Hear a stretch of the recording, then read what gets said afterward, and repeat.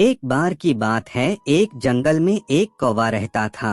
वो बहुत ही खुश था क्योंकि उसकी ज्यादा इच्छाएं नहीं थीं। वह अपनी जिंदगी से संतुष्ट था। लेकिन एक बार उसने जंगल में एक हंस को देख लिया और उसे देखते ही सोचने लगा कि ये प्राणी कितना सुंदर है। ऐसा प्राणी तो मैंने पहले कभी नहीं देखा। इतना साफ और सफेद।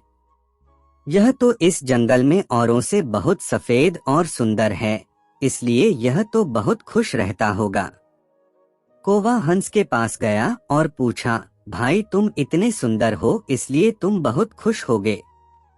इस पर हंस ने जवाब दिया, हाँ मैं पहले बहुत खुश रहता था जब तक मैंने तोते को नहीं देखा था।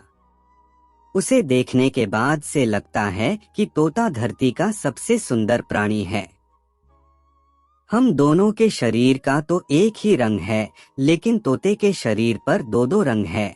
उसके गले में लाल रंग का घेरा और वो सुर्ख हरे रंग का था। सच में वो बेहद खूबसूरत था। अब कौवे ने सोचा कि हंस तो तोते को सबसे सुंदर बता रहा है, तो फिर उसे देखना होगा। कौवा तोते के पास गया और पूछा, भाई तुम दो दो रंग पाकर बड़े खुश होगे।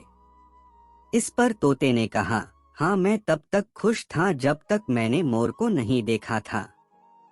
मेरे पास तो दो ही रंग हैं, लेकिन मोर के शरीर पर तो कई तरह के रंग हैं। अब कौवे ने सोचा, सबसे ज्यादा खुश कौन है, यह तो मैं पता करके ही रहूंगा। इसलिए अब मोर से मिलना ही पड़ेगा। कौवे ने मोर को जंगल में ढूंढा, लेकिन उसे पूरे जंगल में एक भी मोर नहीं मिला और मोर को ढूंढते ढूंढते वह चिड़ियाघर में पहुंच गया तो देखा मोर को देखने बहुत से लोग आए हुए हैं और उसके आसपास अच्छी खासी भीड़ है।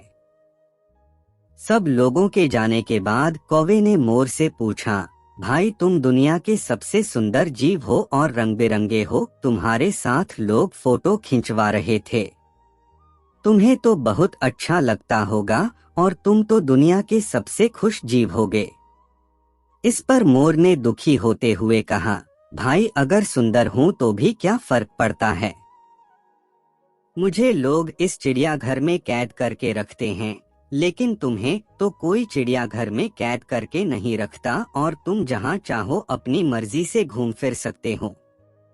इसलिए दुनिया के सबसे संतुष्ट और खुश जीव तो तुम्हें होना चाहिए, क्योंकि तुम आजाद रहते हो।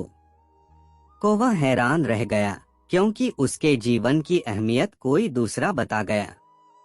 दोस्तों, ऐसा ही हम लोग भी करते हैं।